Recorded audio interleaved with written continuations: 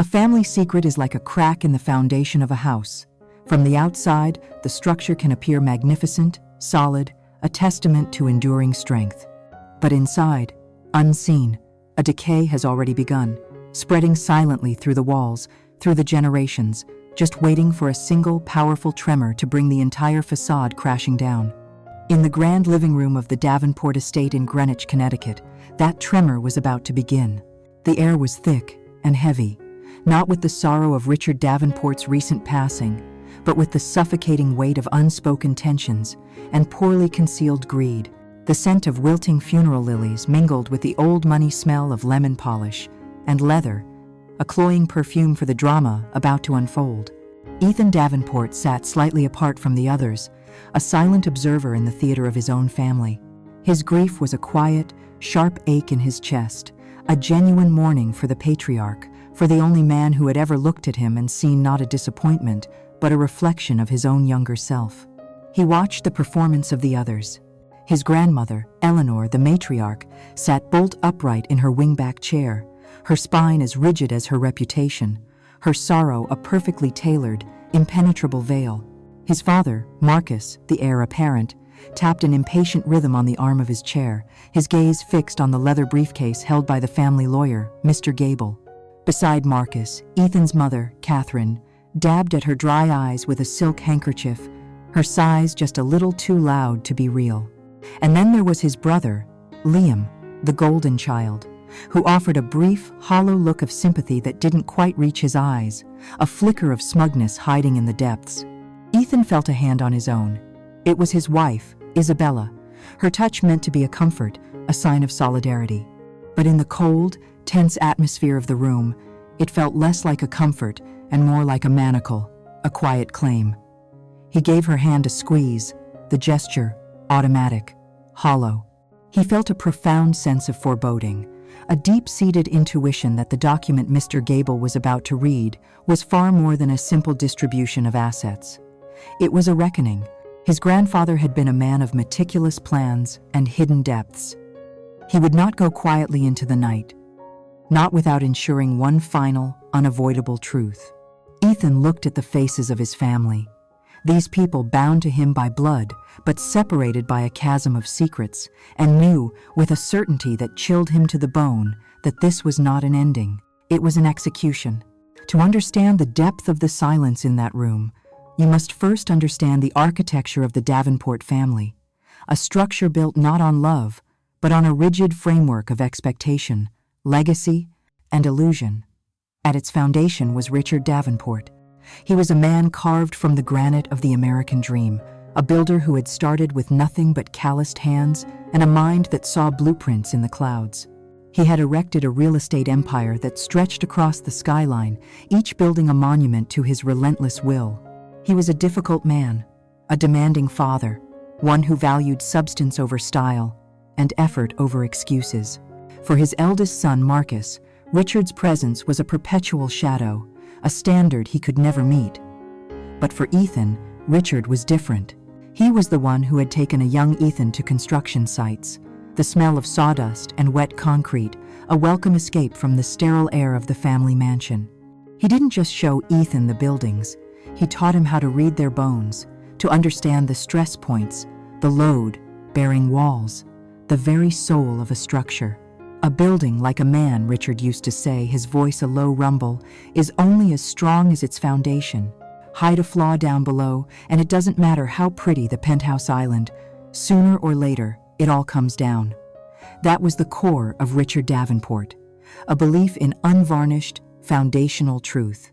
The keeper of the penthouse, the chief polisher of the family's gleaming facade, was his wife, Eleanor. To the world, she was the epitome of grace and philanthropy, her name etched onto the donor plaques of museums and hospitals. She moved through the upper echelons of society with a practiced ease, her smile a currency, and her approval a coveted prize. But within the walls of the estate, her warmth was a carefully regulated climate, turned on for guests and switched off for family. She was the curator of the Davenport legacy, and her chief exhibit was the illusion of a perfect bloodline. She spoke of lineage and breeding as if they were discussing thoroughbred horses. For Eleanor, A person's worth was measured not by their character, but by their pedigree. Ethan had always felt like a smudge on her pristine portrait. His passion for the tangible, messy work of architecture was something she deemed unrefined, a step down from the abstract, clean world of high finance and corporate leadership she envisioned for her kin. She was a woman who would rather bury a problem in the deepest, darkest vault than expose it to the light and risk a crack in the family's perfect public image. Her son, and Richard's heir, was Marcus Davenport, a man who wore his father's suits but could never quite fill them. He was the CEO of Davenport Properties, a title he had inherited, not earned. He ran the company with a nervous bluster, mistaking aggression for authority and delegation for leadership. He lived in a constant state of craving his father's approval, a validation that Richard, who could spot a weak foundation from a mile away, could never honestly give. This festering inadequacy had curdled into a deep-seated resentment, which he often directed at his own son, Ethan. He saw in Ethan the quiet competence and self-reliance that Richard had possessed, and it felt like a silent judgment on his own shortcomings.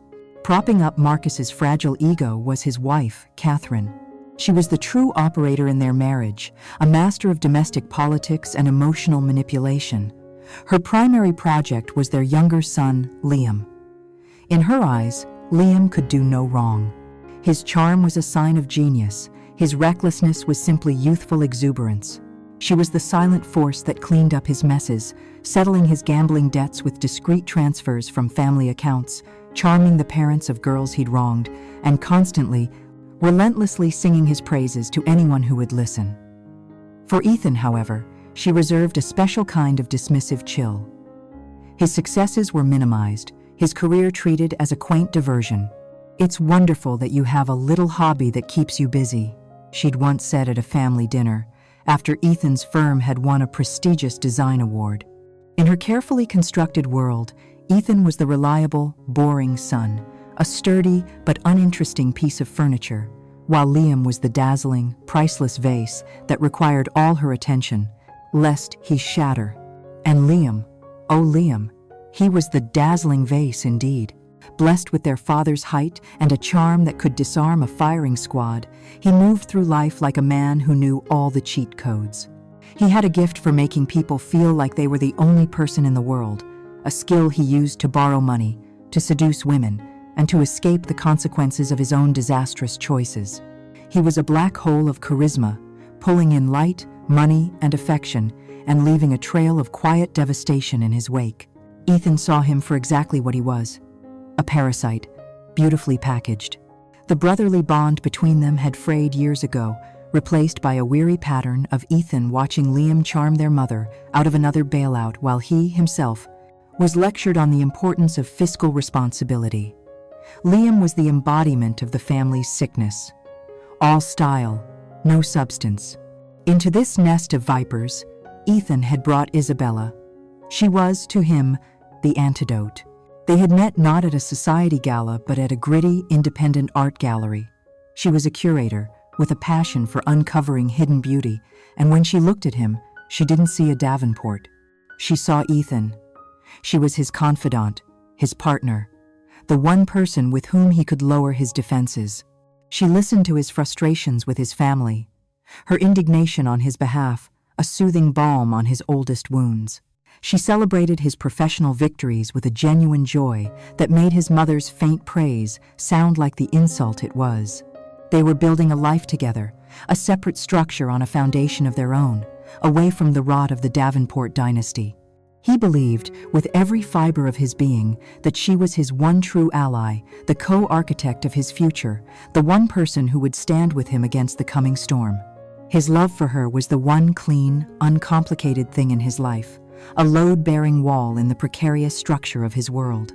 And it was this belief, this pure, unshakable trust, that was about to make the betrayal so catastrophic. It wasn't just his family's foundation that was flawed. It was his own. Mr. Gable, a man whose face seemed permanently etched with the solemnity of other people's misfortunes, finally placed the leather briefcase on the mahogany coffee table. The sound of the latches clicking open was like a pair of gunshots in the oppressive quiet. He drew out a thick document, bound in a deep blue cover, and cleared his throat. "This," he announced, his voice dry as parchment, "is the last will and testament of Richard Theron Davenport." A collective, almost imperceptible shift occurred in the room as everyone leaned forward, masks of grief momentarily forgotten in the raw, primal pull of inheritance. Ethan watched as his father, Marcus, gave a slight, confident nod, as if accepting a crown he had long been promised. Liam shot a quick, conspiratorial smirk at their mother, Catherine, a silent acknowledgement of the victory they felt was imminent. The first several clauses were mundane, a deliberate, almost tedious procession of minor bequests designed, it seemed, to fray the nerves of the principal players. A generous pension was allocated to Mrs. Albright, the housekeeper who had been with the family for 40 years. A collection of antique maps was donated to the local university's geography department. Richard's prized collection of vintage automobiles was bequeathed to a classic car museum, a move that caused a flicker of annoyance to cross Liam's handsome face. Each clause was read with the same methodical, emotionless cadence, a slow, ticking clock counting down to the main event. Ethan felt Isabella's hand stroking the back of his, a gesture of impatient comfort. He knew she, like the others, was waiting for the numbers, the percentages, the vast figures that defined the Davenport name. Then, Mr. Gable paused. He reached into his briefcase and produced a small, sleek digital audio recorder. "Before we proceed to the disposition of the main estate and the controlling shares of Davenport Properties," he said, his eyes scanning the room, "Mr. Davenport stipulated that a personal message be played for all family members present." He pressed a button, and suddenly, the room was filled with the voice of Richard Davenport. It wasn't the weakened, frail voice of his final days, but a recording from months earlier, imbued with the deep, resonant authority that had built an empire. It was a voice from the grave, and it commanded absolute silence. "If you are hearing this," Richard's voice began, clear and steady, "it means I am gone. Do not waste your time with hollow grief. We all know what this day is truly about. It is about legacy. For years I have watched my family, and I have wondered what it is I am leaving behind. Is it a collection of buildings? A portfolio of stocks? A name that opens doors? These things are meaningless. They are shells. A true legacy is not what you own. It is what you are. It is the truth you live by, the honor you uphold. I have built my life on the belief that a foundation must be sound, that the truth, no matter how difficult, is the only material that can truly endure. I have come to learn that our own foundation, the foundation of this family, may have cracks that I have ignored for too long. My final act on this earth is not one of generosity, but one of repair. Today we will test the foundation. Today we will see what is real." The recording clicked off, leaving behind a silence more profound and unnerving than before. The message was cryptic, unsettling. Marcus shifted uncomfortably in his seat, his earlier confidence visibly shaken. Eleanor's hands were clasped so tightly in her lap that her knuckles were white mountains on a pale landscape. Mr. Gable placed the recorder down and picked the will back up.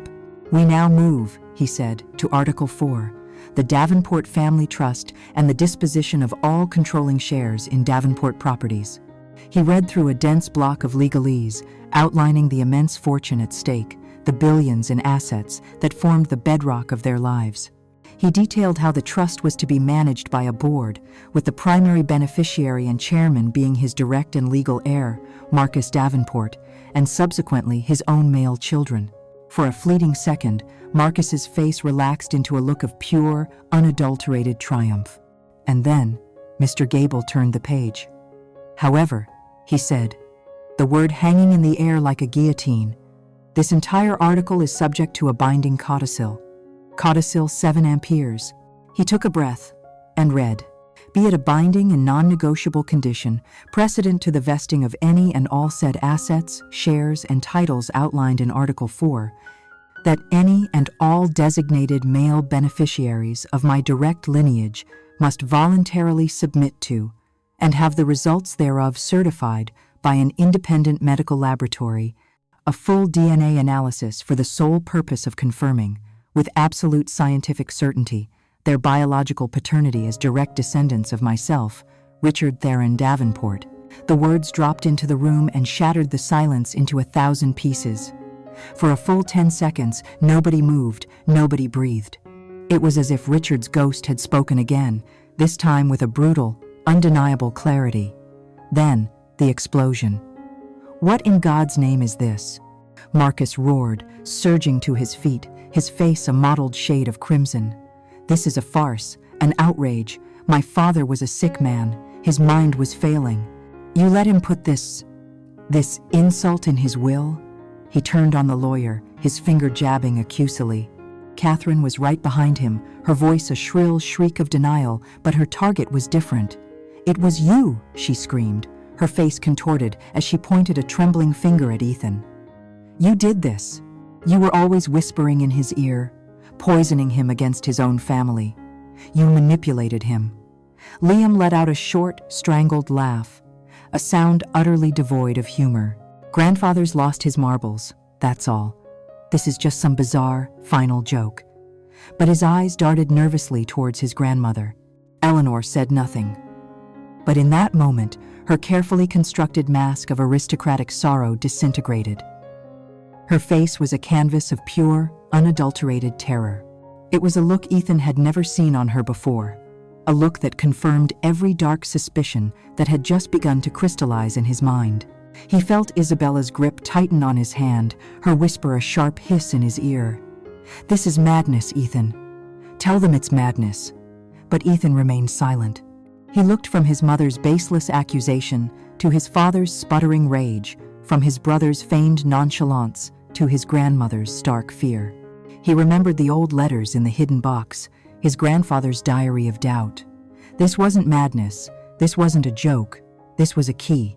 A meticulously crafted, perfectly weighted key, designed by the master architect himself to unlock a door that had been sealed for 50 years.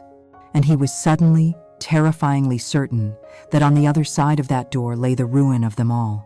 The chaos that erupted in the wake of the lawyer's words was not the clean, cathartic explosion of a thunderstorm. It was the messy, violent collapse of a decaying structure. Mr. Gable stood his ground, a stoic lighthouse against a tidal wave of outrage. The codicil is perfectly legal and was certified by 2 independent physicians, attesting to Mr. Davenport's sound state of mind at the time of its signing, he stated, his voice unwavering. "The terms are absolute. No DNA confirmation, no inheritance of the primary estate." His words, meant to be a statement of fact, acted as a lit match tossed into a room full of gasoline. The family, unable to attack the unassailable will of the dead patriarch, turned their collective fury on the only available target, Ethan.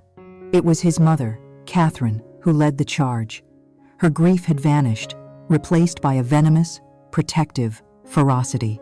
"This is your filth, Ethan," she spat, her voice cutting through the pandemonium. "Don't stand there with that look of false innocence. You spent hours locked away with him in his study. What poison were you feeding him? What lies did you tell him about his own son?" Marcus, his face still flushed with humiliation, quickly seized the narrative his wife provided. It was a lifeline for his wounded pride. "She's right," he boomed, stepping toward Ethan. "My father was a titan, but he was old. He was weak at the end. He was susceptible. You, with your quiet, resentful ways, you took advantage of him. You were always jealous of your brother, jealous of the position you were never strong enough to hold. So you decided to tear it all down, to humiliate us. The accusations were a barrage, each one more baseless and cruel than the last. They twisted his independence, starting his own architectural firm without a penny of family money, into an act of petulant rebellion. They reframed his quiet nature, not as thoughtfulness, but as scheming resentment. Liam, ever the master of veiled attacks, stepped in with an air of feigned reason. "Come on, Ethan, let's not fight," he said, placing a hand on their father's arm. "Just tell us what you know. Grandfather must have said something to you. If this is some kind of test, just tell us the answer so we can put this ugly business to rest." The implication was clear. Ethan was the gatekeeper, the one withholding the solution, prolonging their collective agony out of spite. They were a pack of wolves, cornering him, their teeth bared, trying to force a confession for a crime he didn't commit. Throughout it all, his grandmother, Eleanor, remained a terrifying statue of silence. Her earlier fear had been locked away behind an impenetrable wall of aristocratic composure. She did not defend her late husband's sanity. She did not defend her grandson. She simply stared at a point on the far wall, her expression utterly blank, as if the shouting and accusations were nothing more than the buzzing of a distant fly. Her silence was the most damning testimony of all. It was the silence of someone who knew the accusations were a lie, but was too terrified of the truth to speak. In the eye of this hurricane stood Ethan, motionless. He felt Isabella's hand gripping his arm, her voice a constant, urgent whisper. "Say something, Ethan. Deny it. Don't just let them attack you like this." But what could he say? To deny their claims would be to engage in their fantasy, to validate the premise that he was somehow at the center of this. He looked at their faces, contorted with a rage born of fear, and he saw the truth. They weren't angry at him. They were terrified of the question his grandfather had asked. Their accusations were a desperate, frantic attempt to change the subject, to create a more palatable villain than the skeletons in their own closets. Later that evening, after the family had departed in a storm of slammed doors and bitter parting shots, the mansion fell into a heavy, watchful silence. Isabella tried to fill it with reassurances. She brought him a glass of whiskey, her hands fussing over him, her words a soothing, practiced stream. "They were just lashing out, my love. They're in shock. Your father is proud, and this felt like a challenge to his honor. It will all blow over. We'll have Mr. Gable look for a loophole. There's always a loophole." Her comfort, which had once been his sanctuary, now felt hollow, staged. Her desire to smooth things over, to make the problem disappear, felt less like support and more like a plea for him to let the sleeping dogs lie. He looked at his wife, the woman he thought he knew better than himself, and for the first time, felt a sliver of ice in his veins. He wondered which dogs exactly she was so afraid of waking. Alone in his grandfather's study that night, the accusations echoing in his ears, Ethan's mind began to work. He wasn't a manipulator or a corporate strategist. He was an architect. He thought in terms of structure, stress points, and foundations. And as he stood there, surrounded by the scent of old books and his grandfather's pipe tobacco, fragments of conversations from the past year began to click into place, like tumblers in a lock. He remembered Richard, months earlier, staring out the window, his voice distant. "People think a family name is a shield, Ethan. But sometimes, it's a cage. It traps you with the decisions of people who came before you." He recalled another evening when his grandfather had quizzed him about a historic restoration project his firm was handling. "What do you do when you find dry rot in the main beam, son? Do you cover it with plaster and paint, hoping no one ever notices? Or do you expose it to the air, even if it means everyone sees the ugliness, even if you have to tear down a wall to replace it?" The questions hadn't been theoretical. They had been a test, a final appraisal. His grandfather hadn't been losing his mind. His mind had never been clearer. He had been looking for an heir not to his fortune, but to his conscience. He had been looking for someone with the courage to tear down the wall.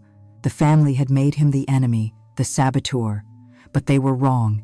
He wasn't the cause of the problem.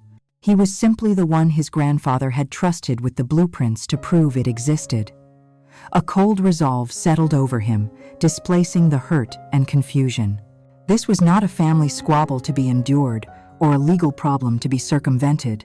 It was a duty, a promise made to a dead man. He would submit to the test, he would face the truth, and he would follow the cracks in the foundation, no matter how deep they went, and no matter what or who they brought crashing down. The request from his grandmother came 2 days after the disastrous will reading. Eleanor summoned him to the morning room, her voice on the phone as crisp and cold as the starched lace on the tablecloth. "Ethan," she began, dispensing with any pleasantries, "it is time to begin sorting through your grandfather's effects. I want you to personally handle his study. He had an extensive collection of papers, and I trust you to be thorough and discreet. The subtext was as heavy and ornate as the mansion's furniture. She wasn't asking him to preserve a memory, she was ordering him to conduct a search and destroy mission, to sanitize the past and eliminate any further surprises that might be lurking in the heart of the house. She had, in her panicked attempt to control the narrative, just handed him the keys to the crime scene. Entering Richard's study felt like stepping into another world, a pocket of authenticity in a house built on artifice. The air smelled of leather, aged paper, and the faint sweet aroma of his grandfather's pipe tobacco. Here, there were no society portraits or fragile antiques. The walls were lined with built-in oak shelves, groaning under the weight of books on structural engineering, geology, and world history. Rolled-up blueprints and architectural drawings filled tall wicker baskets. It was a room dedicated to substance, to the tangible realities of how things were built and how they endured. Ethan felt his grandfather's presence here more strongly than anywhere else, a calm, steadying force that bolstered his own resolve. He was not here to desecrate a memory, but to uncover a truth his grandfather had wanted found. He began his work methodically, with the precision of an architect surveying a site. He started with the desk, sorting through papers that were, as his grandmother had feared, meticulously organized. There were business dealings, property deeds, and investment portfolios, but nothing that seemed out of the ordinary. He moved to the bookshelves, his fingers tracing the spines of books his grandfather had loved. He ran his hands along the wood-paneled walls, tapping gently, listening for any hollow spots. He knew his grandfather. Richard was a man who believed in quality craftsmanship, a man who would have noticed and fixed any flaw in his own sanctuary. So, when his foot registered a slight give in the old hardwood floor near the fireplace, he stopped. He knelt, pressing down. One of the wide oak planks moved, just a fraction of an inch, but it was enough. A flaw like this, in this room, wasn't an oversight. It was an invitation. Using the tip of a heavy letter opener from the desk, he carefully pried the edge of the board. It lifted with a soft groan, revealing a dark, shallow cavity beneath. Nestled inside was an old mahogany humidor, not unlike the ones his grandfather kept on the desk, but this one was unadorned, its surface smooth and dark with age. His heart hammered against his ribs as he lifted the box out. It was heavier than it should have been. He carried it to the desk and opened the lid. The scent that wafted out was not of cigars, but of time itself. Inside, resting on a bed of faded velvet, was a small, bundled stack of letters, a single, palm-sized photograph, and a slim, black leather-bound journal. He picked up the letters first. They were tied with a faded silk ribbon. The paper was delicate, almost translucent with age, and covered in an elegant, looping script that was most certainly not his grandfather's. The salutation on the top letter made his breath catch in his throat. "My dearest Eleanor." He carefully untied the ribbon and read a few lines, the words a ghostly whisper from a 50-year-old affair. "The risk is a small price for the hours we stole beneath the willow tree. I live for those moments, away from the world, away from the life you have chosen, and I see you at those dreadful parties, standing beside him, a perfect portrait of a wife, and my soul aches, for I know the fire behind your eyes is ours alone." His hands trembling slightly, Ethan set the letters aside and picked up the photograph. It showed a young Eleanor, perhaps barely 20, her face radiant with a kind of unguarded, incandescent joy he had never seen in her. Her head was tilted back in laughter, and her hand was resting on the arm of a handsome young man with dark, wavy hair and the sensitive, smiling eyes of a poet or an artist. It was not Richard Davenport. It was a man from a different world, a world of stolen hours and secret passion. This was the Eleanor from the letters, a woman who existed long before the cold, rigid matriarch who now ruled the family with an iron will. This was the crack in the foundation. Finally, he opened the small black journal. It was his grandfather's. The handwriting was sharp, angular, and instantly recognizable. It wasn't a diary filled with daily musings, but a ledger of the soul, with entries spaced months, sometimes years, apart. He turned to the first entry, dated over 50 years ago. The 10th of September. She returns from her visits to her ailing aunt with a light in her eyes that is not for me. I am a builder. I know when a foundation is unstable. But I have already laid too much on this ground to turn back now. Ethan felt a profound, crushing wave of sorrow for the young, betrayed man his grandfather had been. He flipped forward a year. The 5th of June. The boy is born. They say he has her eyes. I will do my duty as a Davenport. A man needs an heir. The company needs a future. I will give the boy my name. The foundation must hold, even if I have to plaster over the cracks myself. I will love him as my own, and I will never, ever speak of this doubt again. The boy, he knew, was Marcus, his father. The words were a confession, a testament to a lifetime of silent sacrifice, a decision to choose the family's honor over his own heart's truth. The final entry was dated less than 6 months before Richard's death. It was as if his grandfather was speaking directly to him across the veil of death, the 18th of January. Ethan was here today. We spoke of his work, of the integrity of old structures. He has the eye for it. He sees the beauty, but he also sees the stress points, the hidden flaws. He is not blinded by a pretty facade. He values a true foundation above all else. Of all of them, perhaps he is the only one strong enough to see the truth of this house and not be broken by it. Perhaps it is time to give him the blueprints. Ethan closed the journal, the soft leather cool against his skin. It all made sense now. The DNA test was not an act of senility or cruelty. It was surgery. It was his grandfather's final, desperate attempt to lance a wound that had been poisoning the Davenport family for 3 generations. Richard had lived his entire married life with this agonizing secret, propping up a dynasty on a lie for the sake of appearances, for the sake of his son. And in his final days, he had decided that the truth, however destructive, was a greater legacy to leave behind than a fortune built on deception. He hadn't left Ethan a problem to solve. He had left him a map, a mission, and the profound, heavy burden of being the one person he trusted to finally, after 50 years, bring the walls down. While the ghost of his grandfather's 50-year-old secret haunted the quiet corridors of his mind, the machinery of daily life continued its relentless, grinding motion. Ethan found himself navigating a surreal landscape, his outward reality a hollow shell around the seismic shifts happening within him. He was dealing with the fallout of the will reading, fielding calls from his father's lawyers who were searching for grounds to contest, and enduring the suffocating, overly solicitous attention of his wife. Isabella was a constant presence. Her touch on his arm, her soft words of encouragement, her feigned indignation on his behalf, it had all begun to feel like a performance, a carefully rehearsed play for which he had lost the script. The discovery in the study had cast a pall of suspicion over everything, and the woman he had once seen as his sanctuary now felt like his warden.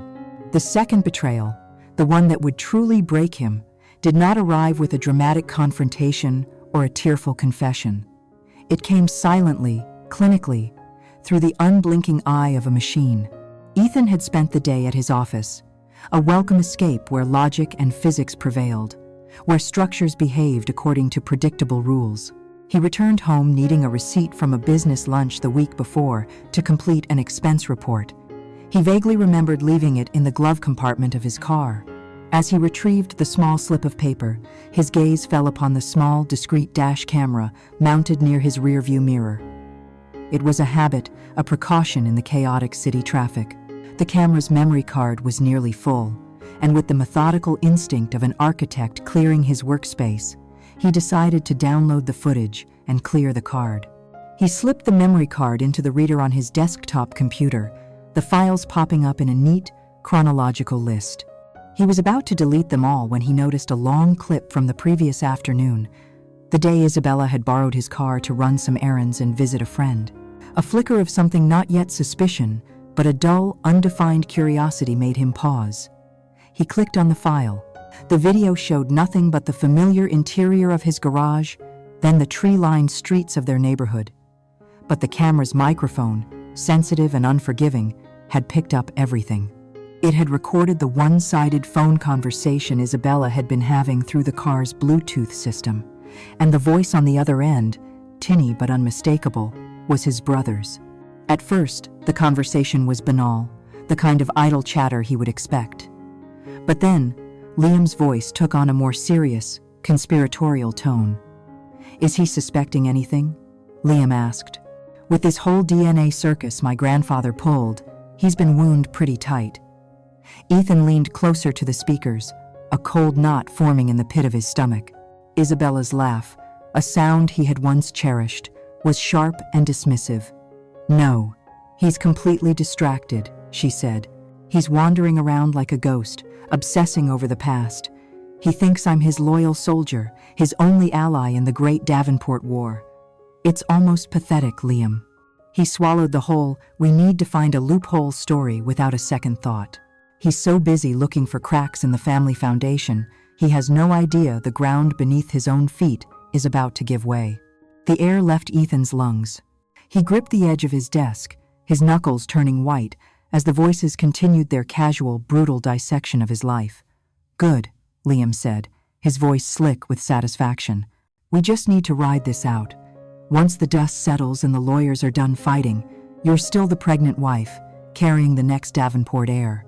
Even if this DNA test somehow screws me and my father, our son is the failsafe. He's the insurance policy. He'll inherit a piece of it all, and we'll be secure." Ethan felt the room tilt, the words, "our son," echoing in the sudden roaring silence of his mind. Isabella's voice was laced with a chilling, mercenary calculation. "Our son, I like the sound of that. Just make sure your mother keeps the money flowing until then. I'm not going through all of this the morning sickness, the pretending to care about his boring architectural projects to end up with nothing if this will goes completely sideways." "Don't you worry, my love," Liam purred. "I will always be her favorite. You and I, we are the future of this family. We're the survivors, not him. He was always just a placeholder." The recording ended as she pulled into a parking lot. Ethan didn't move. He sat there, staring at the screen, the mundane image of a suburban street, a grotesque contrast to the acid that was eating away at his insides. He clicked the file and played it again and again. He listened until the words lost all meaning, until they were just sounds, just vibrations in the air, the sonic blueprint of his life's utter demolition. The love he had felt for Isabella, the trust he had placed in her, the entire reality of their shared life. It all curdled and died in the space of that 3-minute recording. Every memory was now a lie. Their first meeting, which he had thought was serendipity, now seemed like a calculated infiltration. Her words of comfort were manipulations. Her touch was a poison. She hadn't fallen in love with him. She had targeted him, seeing him as the stable, reliable, and easily fooled gateway to the family fortune. And his brother. The casual, lifelong cruelty of his brother had finally found its ultimate expression. They hadn't just betrayed him. They had used his love and trust as weapons against him, planning to install their child as a Trojan horse in the heart of his life. A wave of profound, Arctic cold washed over him, extinguishing the fire of his shock. The pain was immense, a physical weight that threatened to crush him. But beneath the pain, something else was being forged. The discovery of his grandfather's secret had prepared him. It had shown him the depths of his family's deceit. But this was a fresh wound. This was the final, brutal lesson. He was, and always had been, completely and utterly alone. And in that realization, he found a strange and terrible freedom. There was no one left to protect. There were no relationships left to salvage. There were no feelings left to spare. His family wasn't just a structure with a cracked foundation. It was a ruin, a rotten, collapsed heap of greed and lies. And he was no longer a resident, trying to patch the walls. He was the architect of its demolition. He sat back in his chair in the growing darkness of the study, the damning audio on a silent loop in his mind, and for the first time, he began to draw up a new set of blueprints. Not for a building, but for a reckoning. There is a moment in the life of a structure, after it has been subjected to an unbearable load, when the groaning stops. The fine cracks cease their frantic spread, the dust settles, and a profound, deceptive stillness falls. This is the quiet just before the collapse. For Ethan Davenport, that moment arrived in the cold, pre-dawn hours in his grandfather's study. The wild, chaotic grief of the dual betrayals had passed. The hot rage had burned itself out. What was left was not a void, but a foundation of absolute chilling clarity. His pain had been excavated, leaving behind a pit of hard, cold bedrock from which he could now begin to build. He finally understood the lesson his grandfather had tried to teach him about foundations. When you find a rot so deep that it threatens the entire structure, you do not patch it, you bring it down. His first instinct, the raw, human impulse, was to confront them, to storm into the master bedroom and play the damning audio file for Isabella, to watch the mask of concern melt from her face and reveal the viper beneath, to call his brother and let the venom of his knowledge pour through the phone. But the architect in him, the part of his mind that saw the world in terms of stress, load, and consequence, overruled the man. An emotional confrontation would be a catastrophic mistake. It would be a warning shot. They would deny, they would lie, they would destroy evidence and hide assets. They would rally the family against him, painting him as unhinged, paranoid, a man driven mad by the pressures of the will. His truth would be dismissed as the ravings of a broken heart.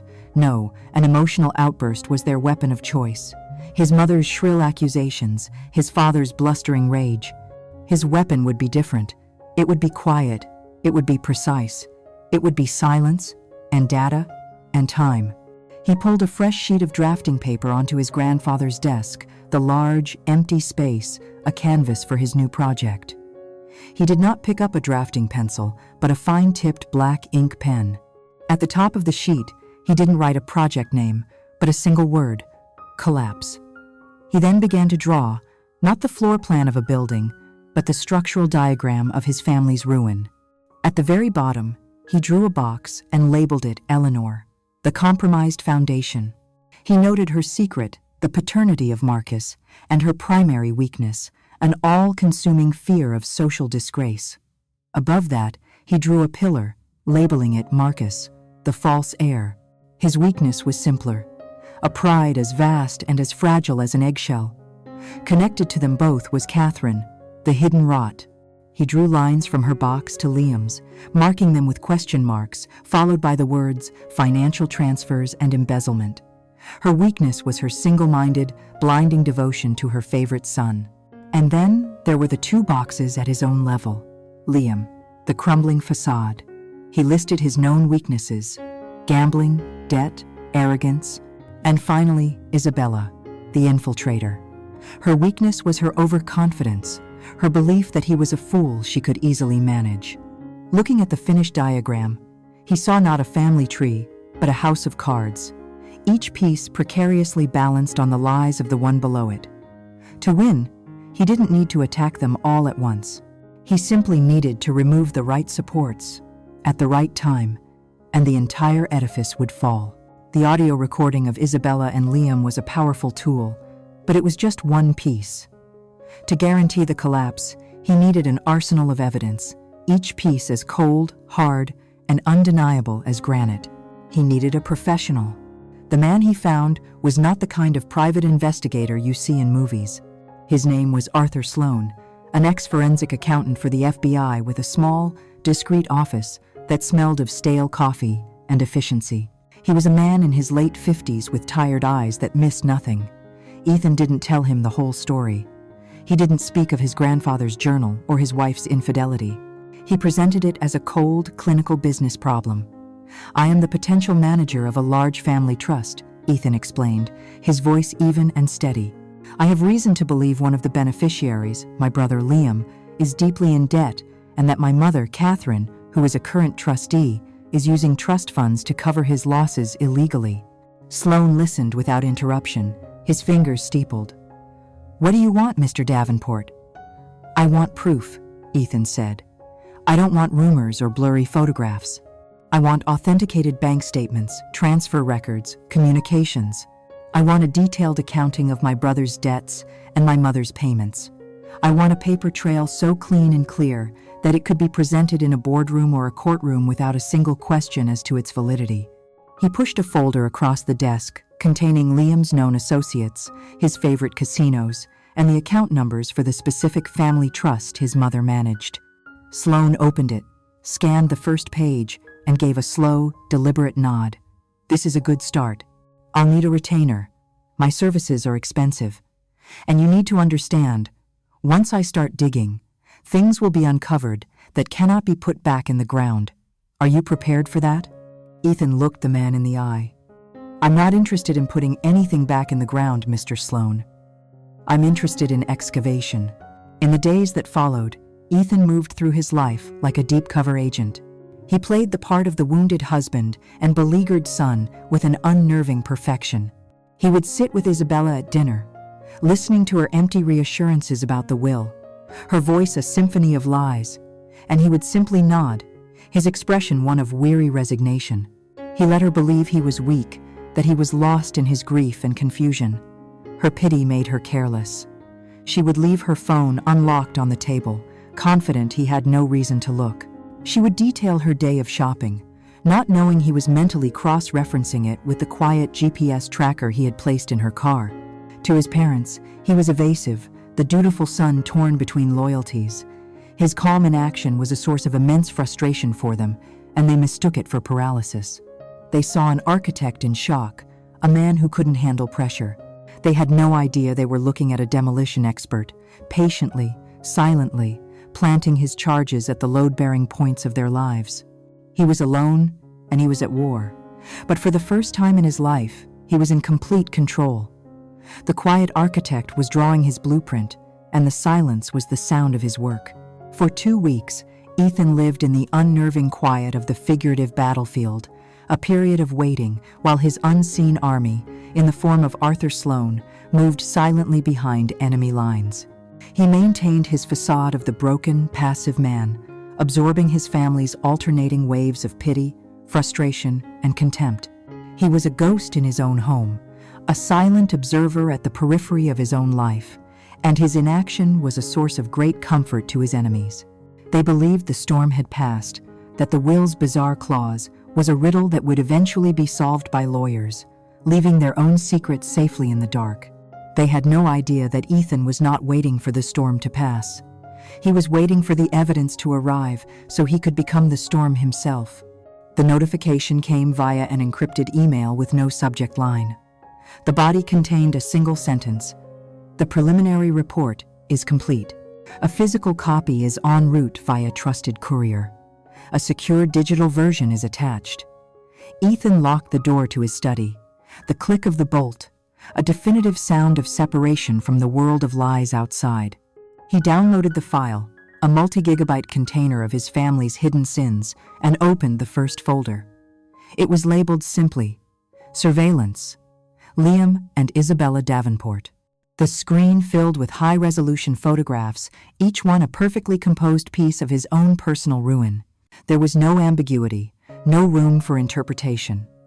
The first set of images showed Liam and Isabella outside a modern, anonymous apartment building in Brooklyn, a place Ethan had never seen. In one photo, Liam's hand was pressed against the small of Isabella's back as he leaned in to kiss her, a gesture of casual, long-established intimacy. In another, taken on a different day, they were leaving the same building, laughing, Isabella's head resting on his brother's shoulder. These were not the images of a furtive, recent mistake. This was a life, a parallel existence they had built behind his back. The most damning photo was a close-up, taken through the window of a cafe. Isabella was looking down at her own stomach, her hand placed protectively over it, and the look of radiant, joyful love on her face was directed entirely at the man sitting across from her. It was a look he had once believed was reserved only for him. Ethan felt a distant, clinical pang, the ghost of a pain he had already processed. The images didn't hurt him anymore. They were simply data, exhibits A, B, and C, in the case he was methodically building. He closed the surveillance folder and opened the next, its title far more chilling: Financial Forensics, Catherine Davenport, and Davenport Trust 7B. This was not a collection of photographs, but a dense, dizzying series of spreadsheets, flowcharts, and scanned bank records. Sloan's genius was in making the complex brilliantly, terrifyingly simple.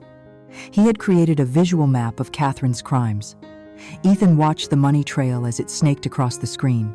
He saw the systematic withdrawals from the trust his grandfather had established for the family's general welfare, withdrawals disguised as art consultancy fees and property management expenses. From there, the money flowed into a shell corporation in Delaware with a generic name. From Delaware, it was wired to an offshore account in the Cayman Islands, where it was split.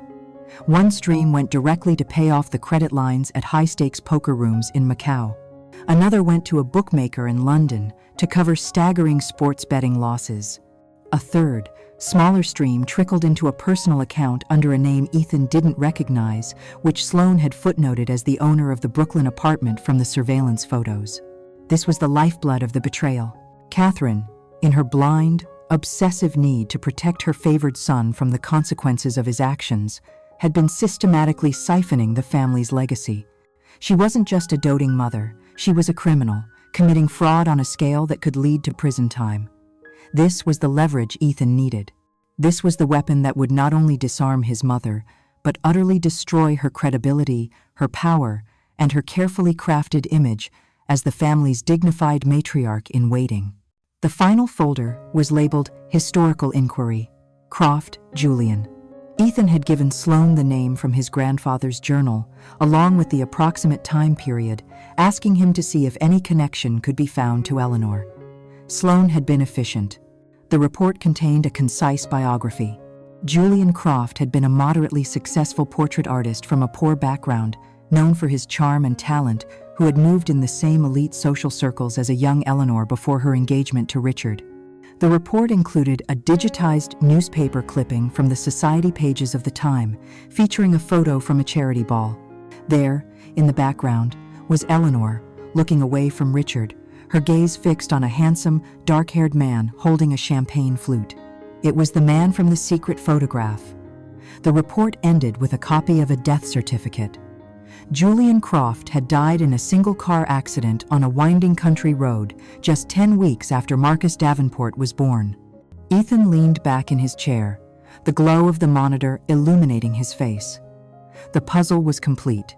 He now possessed the entirety of the truth, a panoramic, multi-generational saga of deceit. He had the origin of the rot, Eleanor's secret love affair, and the 50-year lie about his father's paternity. He had the festering infection in the present, Catherine's criminal embezzlement to fund the lifestyle of her parasitic son. And he had the blueprint for the future corruption, the cold, calculated plot by his wife and brother to install their own child as the next false heir. Every suspicion was now a fact. Every question mark on his blueprint could be replaced with a hard, indelible period. The courier arrived an hour later, delivering a heavy, professionally bound report. Ethan held it in his hands. It felt less like a dossier and more like a tombstone, engraved with the names of everyone in his family. The official notice had arrived that morning. The certified DNA results would be presented to the family and the estate lawyer in 3 days. The board was set, the pieces were in place. All of his grandfather's ghosts were now his soldiers, armed and ready. The quiet architect had everything he needed to bring the house down. The days leading up to the reveal were a masterclass in psychological warfare, with Ethan as its sole silent practitioner. He moved through the tense, charged atmosphere of the family estate, with the placid calm of a man who held a royal flush while everyone else was nervously bluffing. His quietness was a mirror, reflecting his family's own anxieties back at them, magnified. They tried to decipher him, to find a crack in his composure, but they found nothing. His grief seemed to have settled into a state of resigned acceptance, and his passivity was misinterpreted as defeat. They had no idea that his calm was not the calm of surrender, but the deep, steady calm of a demolitions expert who has already set his charges and is simply waiting for the precise moment to press the detonator.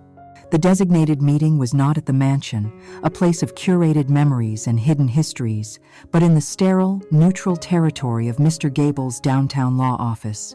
The conference room was on the 40th floor, a glass-walled cage suspended above the city, with a long, polished mahogany table that felt more like an operating table than a piece of furniture. It was a room designed for dissections, for the cold, hard business of carving up lives and fortunes. One by one, the family arrived. each bringing their own particular brand of desperation. Marcus and Catherine were first, a united front of brittle defiance. Marcus wore his best suit, a uniform of power that seemed a size too big for him that day, his jaw set in a rigid line of denial. Catherine's smile was a slash of bright red lipstick, a garish mask of confidence that couldn't hide the frantic, bird-like terror in her eyes. They were trying to project an aura of control, to treat this as a mere bureaucratic annoyance before the inevitable coronation of Marcus as the new king. Liam and Isabella arrived together, their solidarity a subtle but telling signal. Liam was all nervous energy, his usual easy charm replaced by a forced, grating jocularity. He clapped Mr. Gable on the shoulder and made a poor joke about the weather, a joke that died instantly in the soundproofed room. Isabella had dressed the part of the devoted, concerned wife to perfection, in a simple, elegant dress, her hand instinctively going to her still flat stomach, a silent reminder of the supposed air she was carrying. She looked at Ethan with wide, pleading eyes, a performance of shared suffering that made his stomach turn with a cold, metallic revulsion. Eleanor, the matriarch, was the last to enter. She moved with a slow, deliberate grace, a queen who knew she was walking toward a revolution. The past weeks had taken their toll.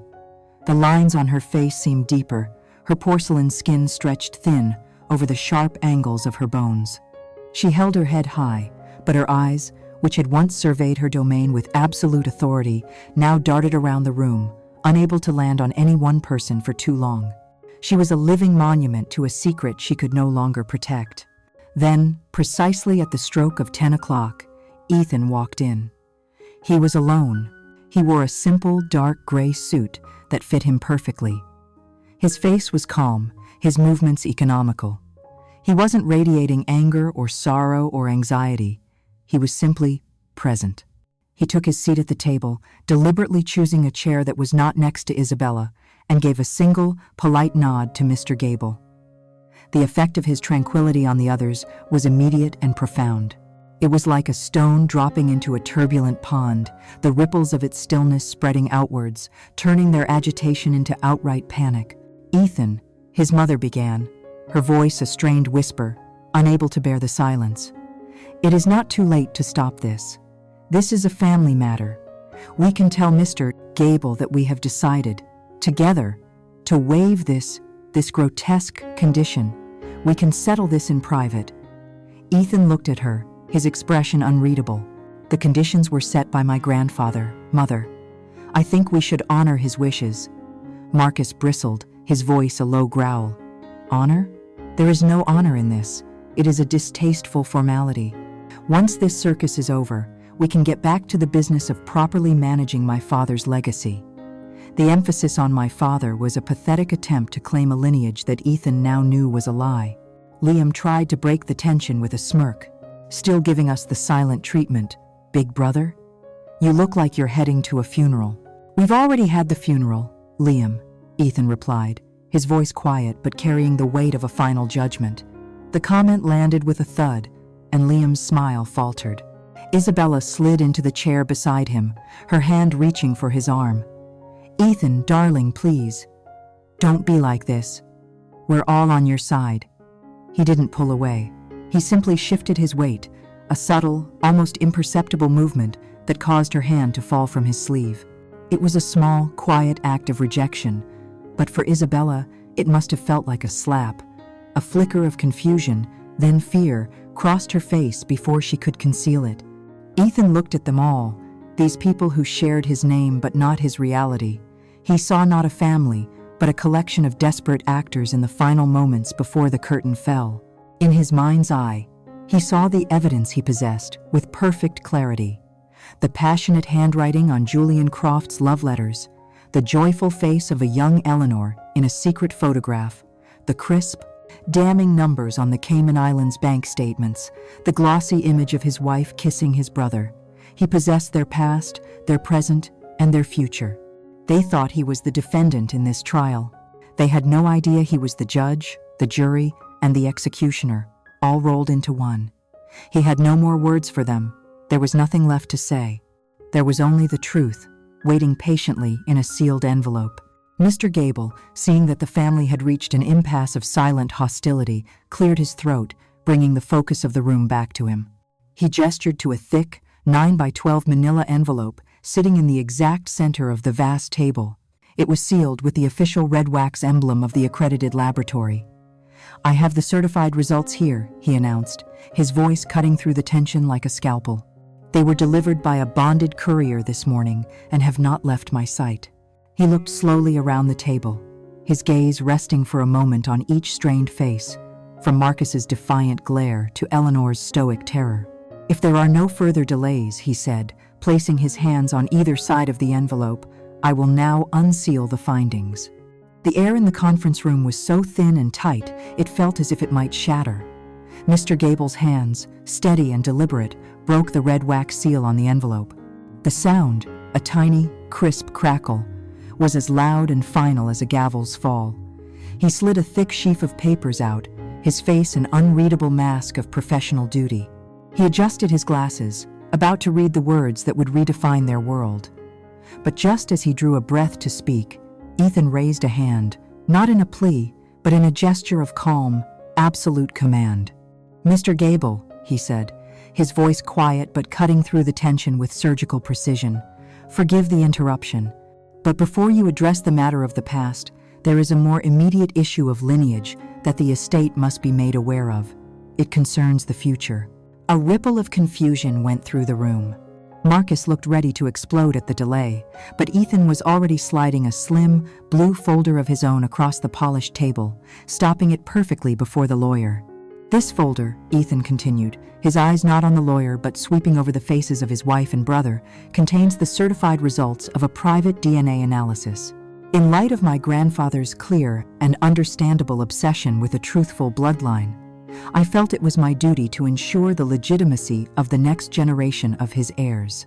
Specifically, the child that my wife, Isabella, is carrying." Isabella's face went white. Liam, who had been slouched in his chair, sat bolt upright. "What is this, Ethan?" she whispered, her voice trembling. "What did you do?" Ethan ignored her, his attention fixed on Mr. Gable, who was now cautiously opening the folder. "The contents are quite clear," Ethan said, his voice a detached, clinical monotone. "A legally obtained DNA sample from my brother, Liam, was compared against an amniotic sample from the fetus. You will find the notarized report from the same accredited laboratory the estate used. The conclusion is on the final page." Mr.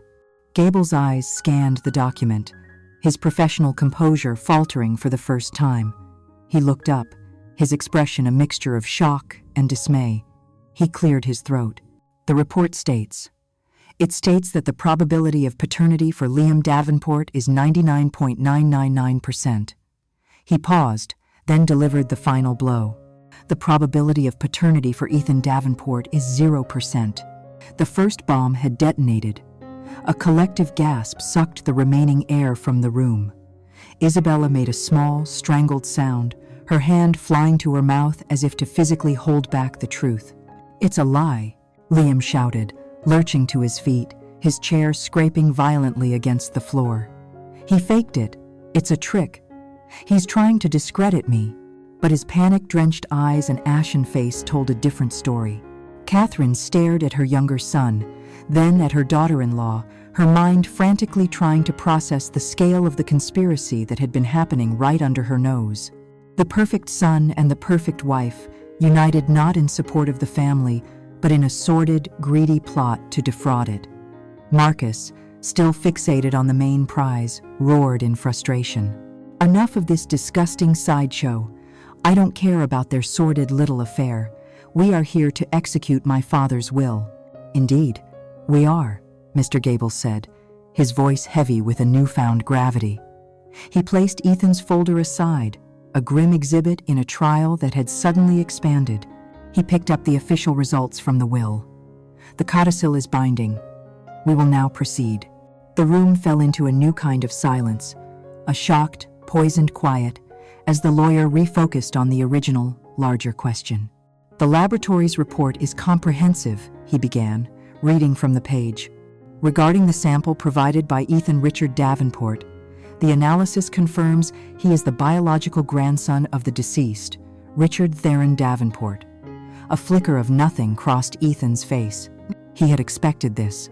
Regarding the sample provided by Liam Marcus Davenport, Gable continued, the analysis confirms he is also the biological grandson of the deceased, Richard Theron Davenport. Catherine let out a shaky breath of relief. For a fleeting, insane moment, a sliver of hope appeared. Liam was still a Davenport. Her bloodline was secure. Then, Mr. Gable paused. He took off his glasses, polished them slowly, and put them back on, as if the words on the page were so monumental they required a clearer view. He looked up, his eyes bypassing everyone else, and settled on Marcus. The room held its breath. And regarding the sample provided by Marcus Julian Davenport, he said, his voice dropping to an almost funereal tone, the analysis is conclusive. The comparison shows no genetic markers in common. There is a 0% probability that Marcus Julian Davenport is the biological son of Richard Theron Davenport. If the first explosion had been chaotic, the second was absolute. It was the silent, world-ending detonation of a neutron bomb, leaving the structure standing but eradicating all life within. The silence that followed was total, a vacuum of disbelief and horror. Marcus did not shout, he did not rage, he simply broke. A soft "oh" escaped his lips, a sound of such profound and childlike bewilderment that it was more heartbreaking than any scream. He visibly deflated in his expensive suit, his entire life's foundation, his name, his birthright, his identity, his fierce and desperate pride, all vaporized in a single sentence. He stared at his mother, Eleanor, his eyes pleading for a denial that he knew, with sudden, soul-crushing certainty, would never come. And Eleanor, the iron matriarch, the keeper of the 50-year secret, finally shattered. Her ramrod-straight posture collapsed, her head bowed. A single, perfect tear traced a path through the carefully applied powder on her cheek. Then another. A choked, guttural sob escaped her, the sound of a lifetime of fear and deception finally being released into the light. It was the sound of a queen abdicating her throne, her honor, and her entire history in a moment of public, inescapable disgrace. The great house of Davenport had not just cracked, it had been leveled, its foundations revealed to be nothing but sand, its pillars nothing but lies. And standing in the silent, swirling dust of the wreckage was Ethan, the quiet architect, his face a mask of calm, watching the ruin he had so meticulously, and so justly, brought into being. The silence in the conference room was a living thing, a coiled predator waiting to strike. Mr. Gable's fingers rested on the thick manila envelope, the instrument of their unmaking. As he prepared to break the wax seal, a voice, as calm as still water, cut through the suffocating tension. "A moment, Mr. Gable, if you please." All eyes snapped to Ethan. He had not raised his voice, yet he commanded the room's absolute attention. He sat perfectly still, the eye of a hurricane of his own design. "Before you reveal the findings stipulated by my grandfather's will," Ethan continued, his gaze sweeping coolly over his wife and brother, "a more pressing matter concerning the future integrity of the Davenport line must be addressed." Confusion warred with indignation on his family's faces. Before anyone could object, Ethan slid a slim, unmarked folder across the table toward the lawyer. "That folder contains a legal and medical report that I commissioned privately," he stated, his tone as neutral as if he were discussing a weather forecast. "My grandfather's will places an extreme, and I believe justified, emphasis on bloodlines. It felt prudent to apply that same standard of certainty to the next generation." Isabella's hand, which had been resting on her stomach, froze. A look of pure, animal panic flared in her eyes. Liam leaned forward, his mouth opening, but no sound came out. Mr. Gable opened the folder, his eyebrows rising as he scanned the first page. Ethan narrated the contents for the benefit of the room, his voice devoid of all emotion. "You will find a certified paternity test, conducted by a court-approved laboratory. The test compares the DNA of the fetus my wife is carrying against samples from myself and my brother, Liam." He paused, letting the implications sink in and twist like a knife. The findings are, I believe the technical term is, conclusive. The lawyer looked up from the page, his face grim. He read the summary aloud, his voice heavy. The report confirms a 99.999% probability of paternity for Liam Davenport. He took a breath. And a 0% probability for Ethan Davenport. The words detonated in the center of the room. Isabella's carefully constructed mask of the devoted wife shattered, her face a mess of disbelief and horror. A strangled sob escaped her lips. Across the table, Liam shot to his feet, his face puce. That's preposterous. It's a forgery. He's been plotting this, trying to cut me out.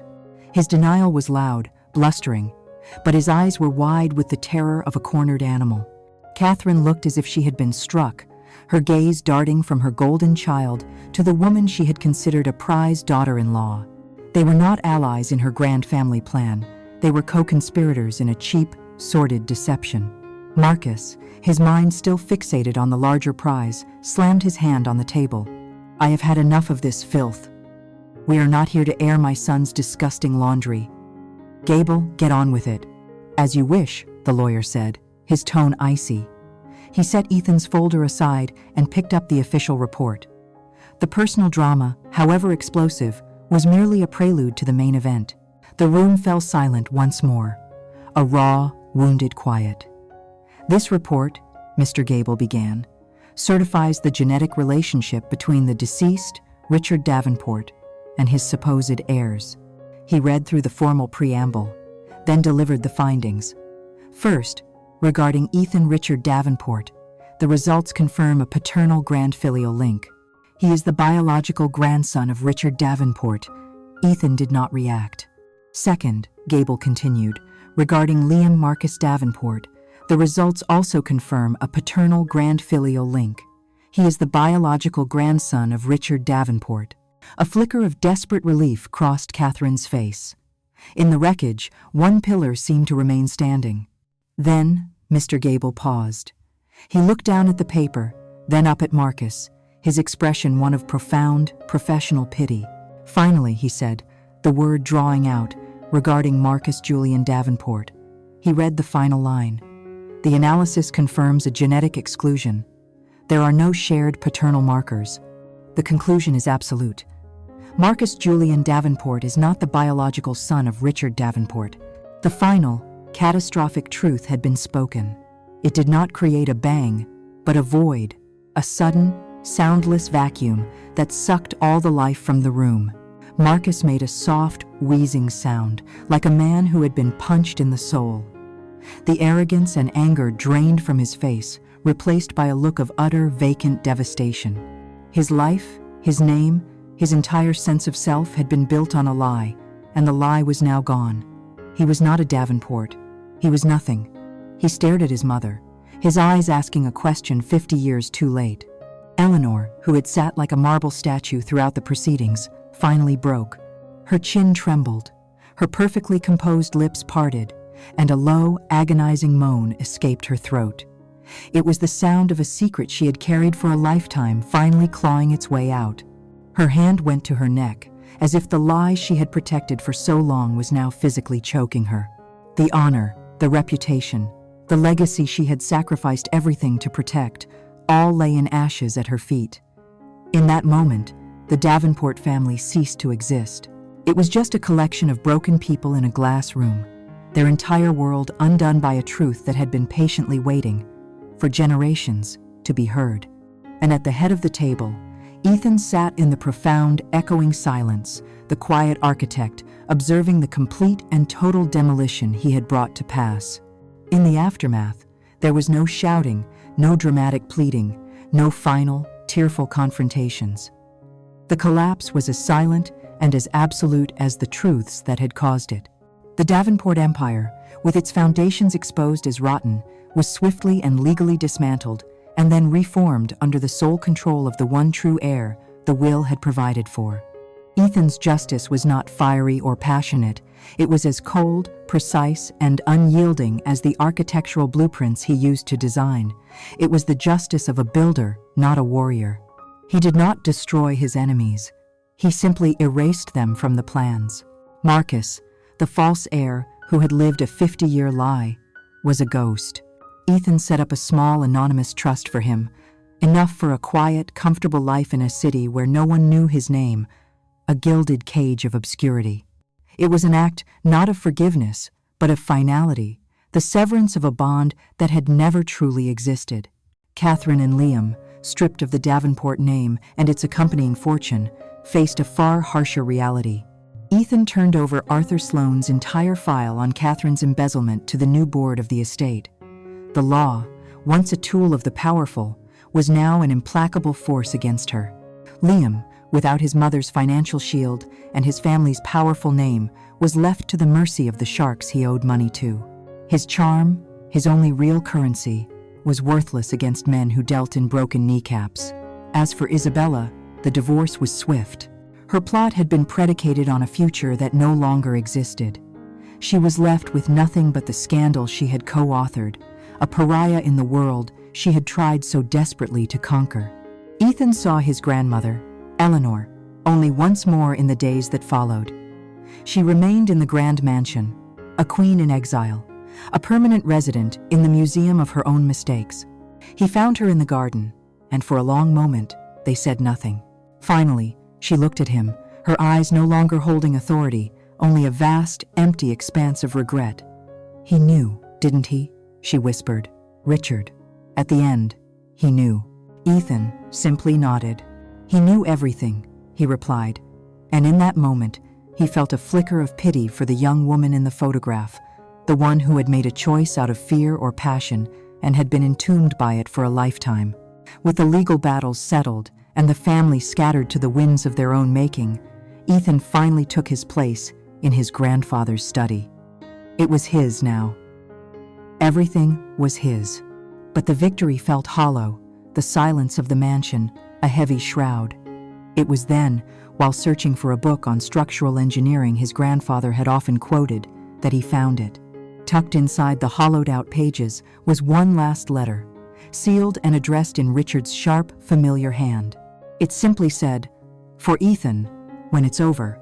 He opened it, his hands trembling for the first time in weeks. The letter was not a confession or a justification. It was a final conversation. "My dear Ethan," it began, "if you are reading this, it means the ugly work is done, and the truth, in all its destructive glory, is finally free. I owe you an explanation. I have known for over 30 years that Marcus was not my son. I discovered incontrovertible proof by accident, and I made a choice. I chose to protect the boy from the truth and to protect the family name. It was a choice born of pride and perhaps cowardice, and I have regretted it every day since, as I watched Marcus grow into a man I did not respect, a man who believed legacy was a crown to be worn, not a weight to be carried." Ethan paused, his heart aching for the silent burden his grandfather had borne. He read on, and the words that followed changed everything. "But my old regrets pale in comparison to my more recent sorrow. I am an old man, Ethan, but I am not a fool. I saw the way your wife looked at your brother when she thought no one was watching. I saw the way her support for you was a little too perfect, her comfort a little too practiced. I saw the desperation beneath Liam's charm. I knew you were being betrayed by the two people you should have been able to trust the most, and it was a greater pain than my own discovery all those years ago. I saw that you were trapped in a structure as rotten as the one I had helped create." The final paragraph was a testament to his grandfather's true genius, a love expressed not in words, but in a brilliant, devastating strategy. "I could not fight your battle for you, my boy. A man must find his own way out of the darkness.